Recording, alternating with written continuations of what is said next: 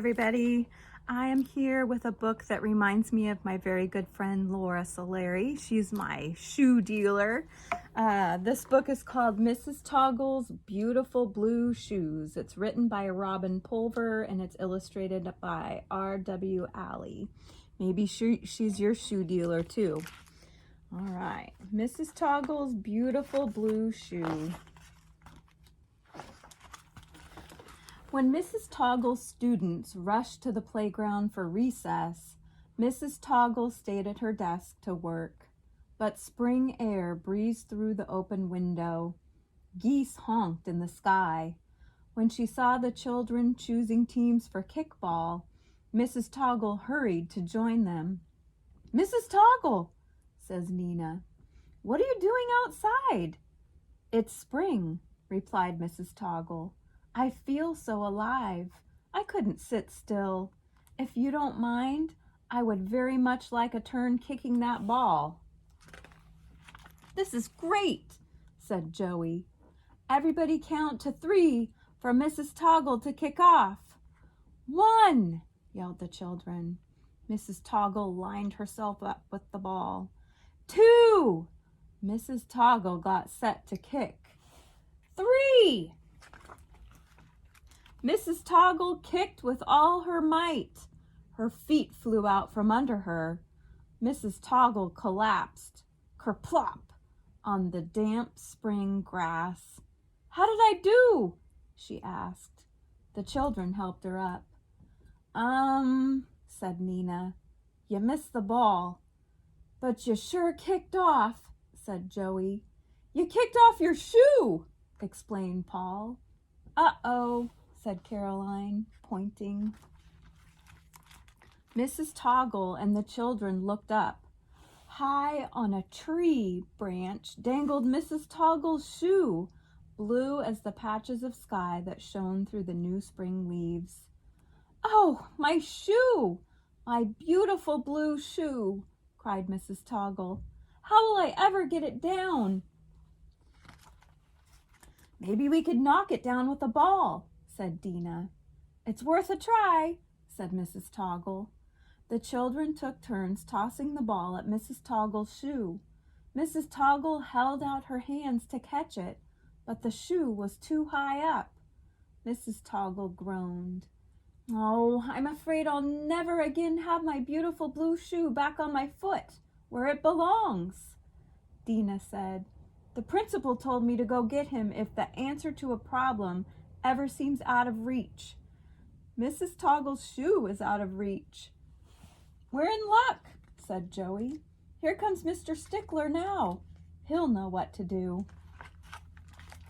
The principal frowned as he approached Mrs. Toggle. "Mrs. Toggle," he said, "it's a rule at our school that teachers should set good examples for their students. I was looking out my window, and I saw you with one shoe on and one shoe off. What kind of example is that?" "I'm sorry, Mr. Stickler," said Mrs. Toggle. "I was overcome by spring." "She felt so alive," said Dina. "And she couldn't sit still," added Nina. "She tried to kick the ball, but missed," said Joey. "She kicked off her shoe instead," pointed out Paul. "Mrs. Toggle's shoe ended up in that tree," concluded Caroline. Mr. Stickler stared at Mrs. Toggle's shoe. Finally, he said, "Sometimes my cat Fluffy gets stuck in a tree when she climbs too high, but there are ways to get her down, if you follow the rules. The first rule is to try calling. Let's call Mrs. Toggle's shoe. Everybody together now." "Mr. Stickler," interrupted Mrs. Toggle, "shoes are not living things. My shoe cannot move by itself. In my whole life, I have never heard of a shoe coming when it's called." "There's a first time for everything," replied the principal. "All together, children. Call Mrs. Toggle's shoe." Everybody called, "Shoe, shoe, Mrs. Toggle's shoe." The shoe stayed put. "I don't think Mrs. Toggle's shoe hears a thing," said Joey. "A shoe can't hear at all," explained Paul. "Still," said Mr. Stickler, I think we should follow the same rules for getting cats down from trees. If Fluffy doesn't come down when I call her, the next thing I try is food. I put Fluffy's favorite food at the bottom of the tree where she can smell it and see it. Fluffy usually comes down for sardines and olive oil. The principal turned to Mrs. Toggle. What is your shoe's favorite food? What a silly question. Mr. Stickler, said Mrs. Toggle. I don't want to hurt your feelings, but you are being ridiculous. My shoe can't smell, and I have never known it to be hungry. There's a first time for everything, said Mr. Stickler. Why don't you go to the cafeteria? Ask Mrs. Burns to cook up something special for your shoe. So Mrs. Toggle and the children trooped into the cafeteria. They found the cook, Mrs. Burns, chopping onions for stew. Mrs. Burns, said Mrs. Toggle, Mr. Stickler suggested that you cook up something for my shoe because it's stuck in a tree, said Joey. And it won't come down, added Nina. Like Mr. Stickler's cat sometimes, explained Caroline. Mrs. Burns looked at Mrs. Toggle's one bare foot. She pulled a handkerchief from her pocket and wiped tears from her eyes. I get a kick out of you, Mrs. Toggle, she said. But tell Mr. Stickler I do not cook special food for shoes. If your shoe is hungry, it will have to eat what is on the menu for today.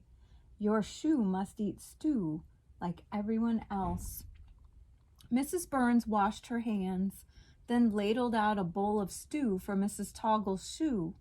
Tell your shoe it can come for more. It's stew, she said, laughing hard. On the way back to the playground, Mrs. Toggle said to the children, I couldn't tell whether Mrs. Burns was laughing or crying about my shoe. I think the onions were making her cry, said Caroline. Sometimes onions make me cry too when I'm chopping them up. The children and Mrs. Toggle placed the bowl at the base of the tree. Steam from the stew rose high up to the tree branch where Mrs. Toggle's shoe dangled. The shoe didn't budge. It isn't working, said Mrs. Toggle. My shoe can't see the stew or smell it. Mr. Stickler said, Lots of people's shoes do smell, you have to admit.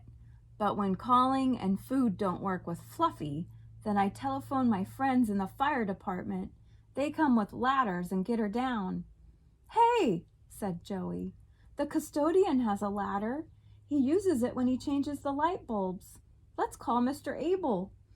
Try that if you like, said Mr. Stickler, although I can't imagine how changing a light bulb will help Mrs. Toggle's shoe. Meanwhile, I'm going to check on Fluffy. Talking about her makes me miss her. Joey ran off to find the custodian.